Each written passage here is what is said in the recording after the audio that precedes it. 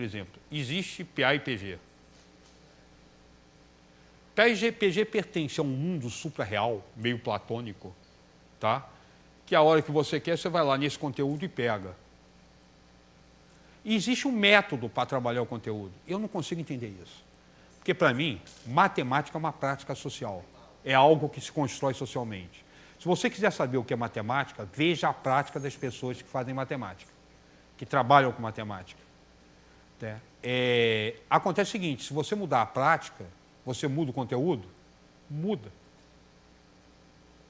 Trabalhar com materiais concretos é diferente de trabalhar sem materiais concretos. Ah, mas você está ensinando a mesma coisa? Não. O método interfere direto no conteúdo. O conteúdo só existe porque existe um método para assimilá-lo e para trabalhar com ele. Na verdade, você tem uma coisa chamada conteúdo-método. Conteúdo sem um método de trabalho sobre ele, de assimilação e de construção dele, é uma abstração. Método sem algo que você trabalhe utilizando esse método, também é uma abstração. Na prática, o que existe? O método conteúdo. As duas coisas juntas. Então, dizer que você avalia um conteúdo, você avalia, na verdade, o trabalho que foi feito em sala de aula, o trabalho que o aluno faz em sala de aula, que você faz com o aluno em sala de aula de acordo com o método. Tem uma série de perguntas aí, tá? Uma delas, por exemplo, que eu vou fazer pular até por causa de questão de tempo, se existe um conteúdo aceitável que importa, existe um conteúdo mínimo que deve ser aceito na avaliação? Essa ideia do conteúdo dá a ideia de que você assimilou um conteúdo, agora existe um conteúdo mínimo que todo mundo sabe. Todo mundo sabe de acordo com o método. Esse método, normalmente, para mim, é dado pelo elemento mais importante de todo o sistema educacional, aspas, em termos de trabalho, chama-se livro.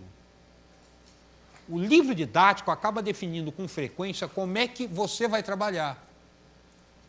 Tá? A adoção do livro é fundamental. A adoção do livro é fundamental, não. Você pode trabalhar sem o livro didático, mas ele é fundamental para definir o método que você vai usar para trabalhar com aquilo. A análise combinatória, por exemplo, eu odeio, sempre odiei, olhar para um problema e falar, você quer errar? Olha para um problema de análise combinatória e faz a seguinte pergunta, é arranjo, combinação ou permutação? Já errou. Já errou. Porque a maior parte dos problemas não são nem arranjo, nem combinação, nem permutação, ou são eles misturados. Tá? O que mata todos os problemas? O princípio fundamental da contagem. Então, o que eu usava para ensinar a análise combinatória? Eu tinha uma lista de 100 questões. A análise combinatória, eu mandava imprimir essa lista e eu vou começar com isso. Na verdade, eram duas listas. A primeira eram 100 questões sem fórmula nenhuma, só princípio fundamental da contagem. E ela começava assim, eu me lembro que ela começava aqui, quantos números de 4 algarismos distintos, quantos números de 4 algarismos podemos formar com 1, 2, 3, 4, 5, 6? Questão número 2, quantos números de 4 algarismos distintos podemos formar com 1, 2, 3, 4, 5, 6? Questão número 3, quantos números pares com 4 algarismos distintos podemos formar com 1, 2, 3, 4, 5, 6? Ou seja, os problemas, a cada problema eu ia introduzindo uma nova dificuldade e mostrando como é que se abordava essa nova dificuldade. Tá certo? Sem utilizar a fórmula. A segunda lista começava a usar a fórmula. Uma delas, por exemplo, eu acho de uma inutilidade a toda a prova. O arranjo. Só serve para dizer, para simplificar o que fez, porque arranjo é o princípio fundamental da contagem. Tá certo? Separa num ponto. Permutação ainda tem permutação com repetição, que ainda funciona. Isso define um método de trabalho, é o método que o cara vai adquirir. Tá? Existe um conteúdo mínimo. Não vou levantar a bola até questão de tempo para discutir, mas normalmente o ideal seria que a gente fizesse o seguinte, vamos começar uma matéria, vamos, um conteúdo novo, conteúdo, entre aspas, dá uma prova antes de começar, aplica o conteúdo todo, dá uma prova no final e vê quanto o cara evoluiu. Isso é a ideia de quem não sabe como é que se trabalha com matemática. Porque em português, isso eu já discuti com o professor de português, quando chega na quinta, sexta série, o cara já viu o conteúdo tudo, cuidado com esse aspas aí. O que ele faz a cada ano é voltar, por exemplo, vamos estudar verbos. Ele já viu o que é um verbo desde o primário. Só que a cada ano que ele for retomar isso, ele pega com nível de dificuldade maior. Faz uma espécie de hélice no processo. a prática de matemática revela alguma coisa um pouquinho diferente. Normalmente, a gente trabalha com uma espécie meio linear. Quando você começa, por exemplo, análise combinatória quase não precisa de pré-requisito. Você parte do princípio que ninguém sabe nada. A matéria vai ser dada agora, vai começar agora. O que você pode fazer no início é uma avaliação diagnóstica. Ver o que ele sabe, os pré-requisitos necessários. Em análise combinatória, nem tanto. O fundamental do contato, você tem que saber somar, multiplicar e raciocinar. Mas, por exemplo, em geometria espacial, tem uma série de pontos de geometria plana que são necessários. Pitágoras, relações métricas com triângulos retângulos, áreas. Você pode começar vendo se o cara sabe isso. Mas daí você não vai aplicar aqui, porque você não aplicou nada do conteúdo que você vai dar de geometria espacial. Você só está verificando se ele tem os pré-requisitos necessários.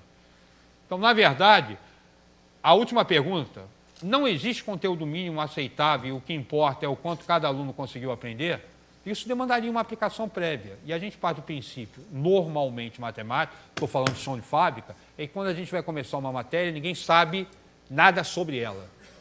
O Marcos Paulo está dando aula para vocês dessa vez? O Marcos Paulo já deu aula aqui. O Marcos Paulo, por exemplo, é um cara, estudei com ele um monte de tempo, fizemos mestrado junto, etc. Ele me irritava.